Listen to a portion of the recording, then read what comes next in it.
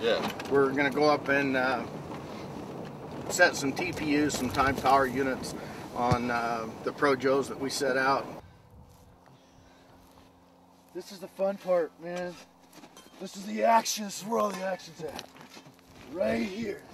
The drill is for an open field movement to show them the importance of having an EOD guy towards the front of the stick, because if not, by the time they see a threat, either all or most of the element is already passed or on top of the device. Okay, so now he's coming up, and what we did there with the rocket was we gave him a visual aid. Not only that, sometimes as insurgents, you lay that out there to draw in. It's a draw.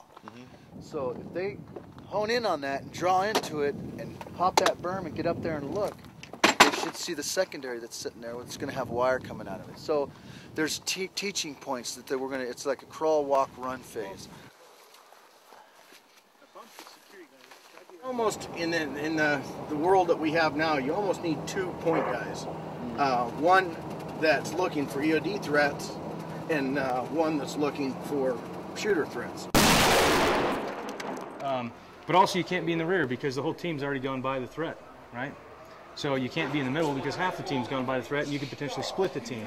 So we call it 1.5 guy. One guy, the number 1 guy is doing his job, number 2 guy is doing the number 2 guy's job, and the number 1.5 guy or the bomb tech is, you know, he's doing this number, you know, he's trying to keep you guys safe, and that's his job. I know that right now integration hasn't occurred with every assault team out there. So what I'm doing is we're introducing the problems that people are seeing overseas and here in the country by imposing those things, and they use them largely for control, area denial, and a direct assault type weapon. Having that bomb tech up near the front of the stick, the 1.5 guy, invaluable. I mean, we did the scenarios in the hothouse, and we learned very quickly if we don't have that guy up front, one of us may be tripping a device or stumbling over a package. We're going to be teaching breaching for dynamic entries with an assault force. This can be done also with conventional forces in the military. They end up doing dynamic breaches occasionally.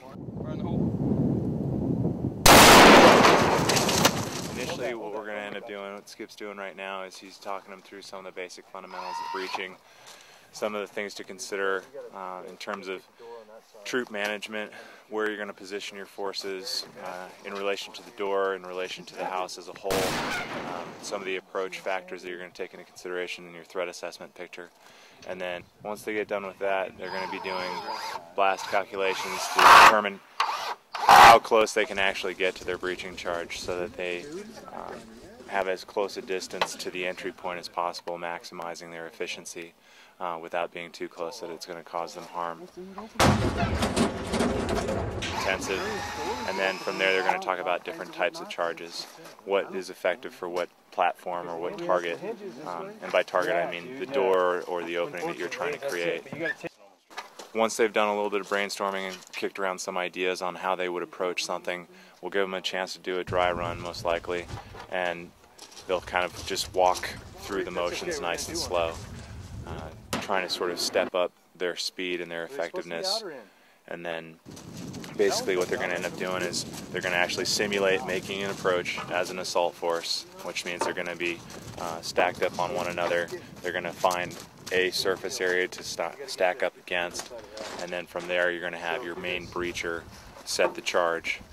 They're going to verify that, you know, their entire force is clear and ready, and then from there they're going to initiate the detonation, you know, initiate the breach, and then, you know, make their entry.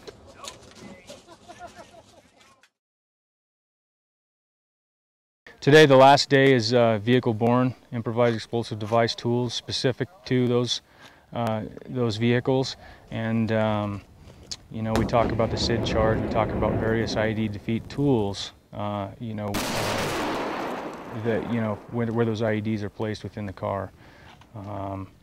You know, a lot of small charges and a lot of bigger charges. We're using We're using water. We're pushing water as projectile. We're also using it to tamp. We're also using various other mediums for tamping and, you know, the projectile or the tool itself.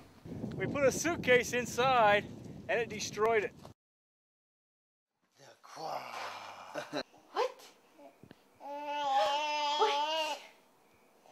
What?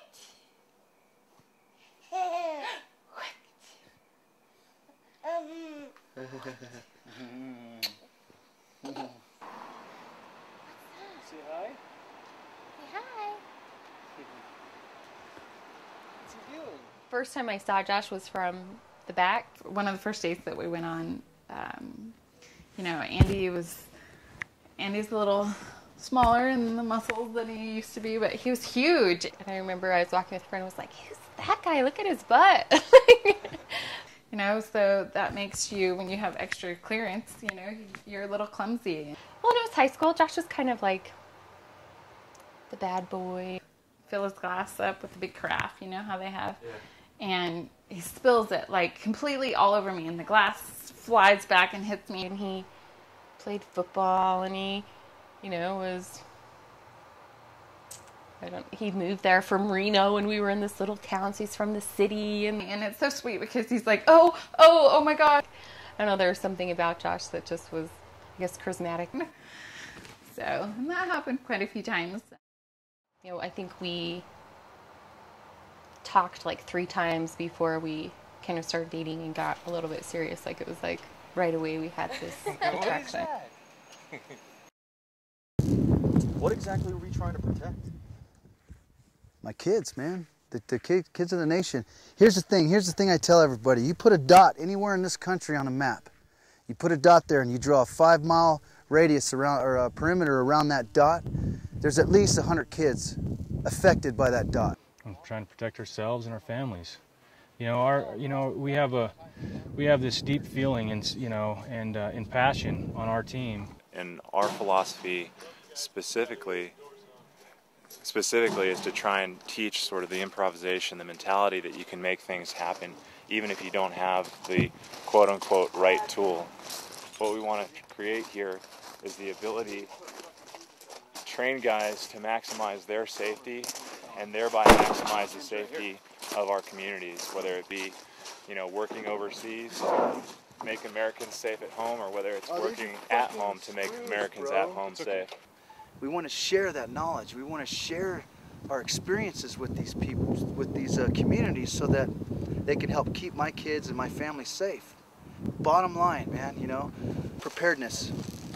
Preparedness so that the responders and the first responders can respond appropriately and help save my kids if they're in a school. You know, Columbine can't happen again in this country. We ultimately believe that all of this will come back to us. Yeah, maybe some of those threats we might not see here in our own country, but it's possible. And so we're trying to stay ahead of the game by offering, you know, a solution. And so ultimately, you know, it's our kids, it's our families, you know, and it's our country. In a crisis situation, the person I would want to be with is him, and so the idea of him giving some of those skills to the other people that are here to protect us and help us in those situations is comforting. What do you admire about Andy? His compassion, his love for his country, his children, anyone that he's around, he has compassion for. He's just a very special person. What do you admire about your dad? What do you like about your dad? That he stays safe.